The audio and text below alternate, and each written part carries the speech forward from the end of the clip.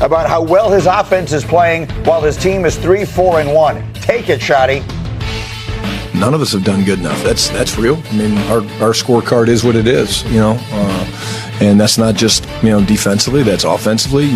We're a football team that's 3-4-1. You can take the stats on offense and shove them up your ass. As far as I'm concerned, is what it is. We want to win. Yes, that's what I want to hear my coach say. That guy can coach my team anytime. You take that, and what do you think of that? I'm so fired up I can't even finish a sentence. That's the way I want the coach of my team talking when they are underperforming. That defense sucks so much. It is destroying their season, right? They're so bad. I got a stat to stick up your you-know-what. Go ahead, tell me. Whoa. Let's be careful. Dallas is averaging 30.8 points per game. Yes. On offense. There hasn't been a team that has averaged 30 points per game and missed the playoffs since the 2004 Kansas City Chiefs. So, it's been 21 years. This defense is that. And to me, that's Schottenheimer saying, hey, defense, we're not having this. I like that he is getting involved in this. How did you take it? 99 PFF score on Coach Presser. Because what he did there was, it was like he gave himself the backhanded compliment. How did he do that? Like, hey, you know what, man, look. I don't want to hear anything about how nice my suit looks, how I smell of lavender, and I'm so good looking. And basically, I carry this show every single Thursday. We need to be better in our ratings, and everyone in this room outside of what I'm in charge of needs to do a better job. And until that happens, I'm not satisfied. Okay. That's smart. So if he managed to pull that off, even more respect for it. I'm all in on it. The Cowboys should. That offense is too good to be home watching in January with the rest of us, and it's going to be, and that to me sounded like a coach who's frustrated about it. Yeah, he did the right thing by sitting in front of a podium and being like, it kind of takes all of us. He did the whole thing where he's patting himself on the back in the long way. But if you get into a team meeting, he's looking at everybody, and he has the perfect message. It's, guys, I'm going to protect all of us outside of this building, but inside the building, we have to be a family. We have to have this conversation. We suck on defense, and we have to complement our offense. The defense doesn't have to be great. They just need to hit the title of average. Well, below average. Mediocre. Well, you played on the defensive side. Here's the way it's been explained to me by people. When guys are running as wide open as guys are in that's not about physical mistakes. That's not about guys not being good enough. That's about guys not knowing where they're supposed to be. And that comes back to the players to some degree and also to the coaching.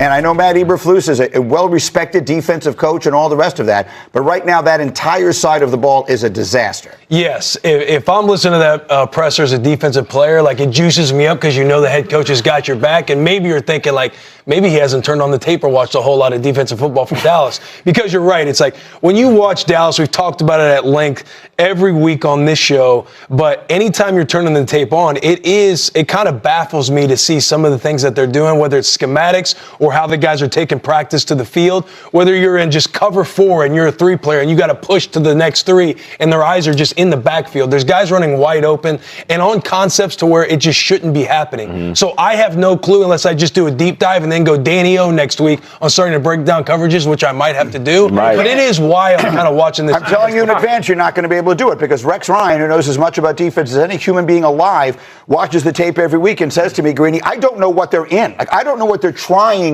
to do. Mm-hmm. So, the defense is a disaster. Dan, what are we seeing? All right, so one, historically bad defense. Yes, it could be the worst defense we've seen in the NFL in the last 20 years. Whoa. Let's also be honest about the offense. In their 4 losses, they averaged 21 a game, 22 a game.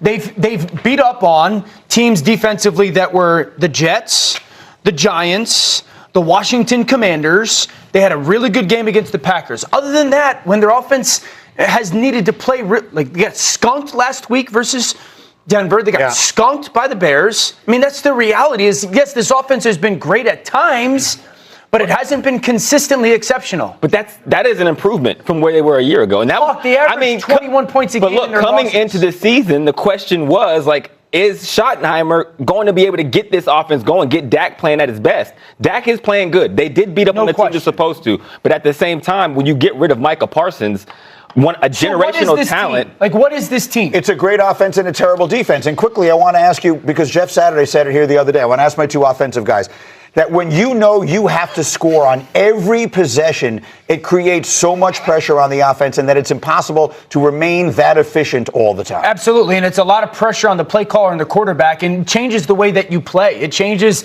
the decision-making of a quarterback. I've been, on a team with Matthew Stafford where defense was giving up so many points, and I remember sitting on a plane ride home or whatnot and scoring 35 and losing 7, 8, 9 games in the season and looking at him, and he has just this look of defeat.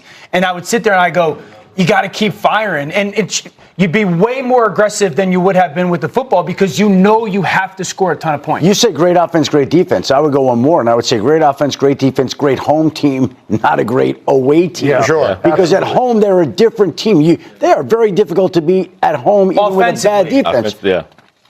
It's tough to win in Dallas, but when they go on the road outside, they just have not been the same team. Any chance that they make a move between now and it's something on the Give us something, Shefty. Listen, everybody wants Charles Haley to walk through the door. Everybody wants Micah Parsons to walk through the door.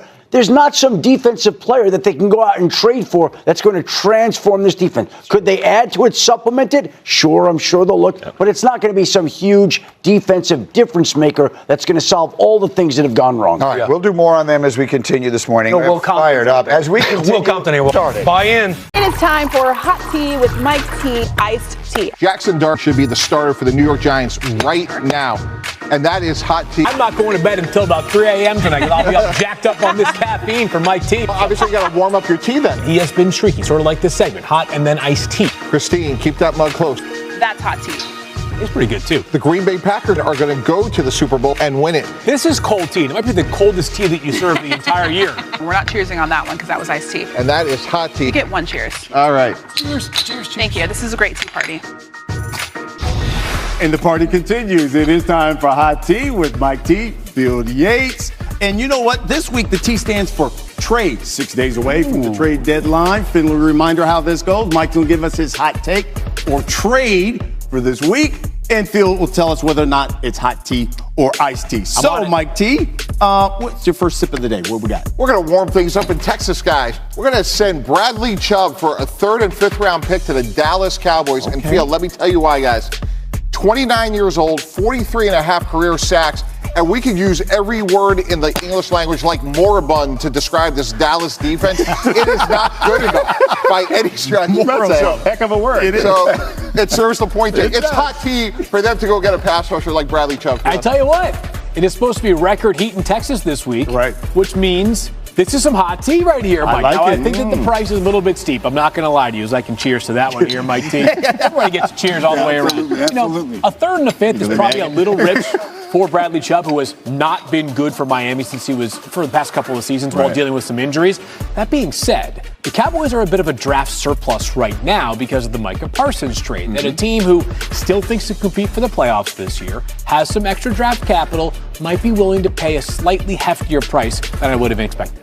Okay. Mike, what else do you have to serve us? All right, we're going to warm things up in the middle of the country. We're going to go to Kansas City. We're going to trade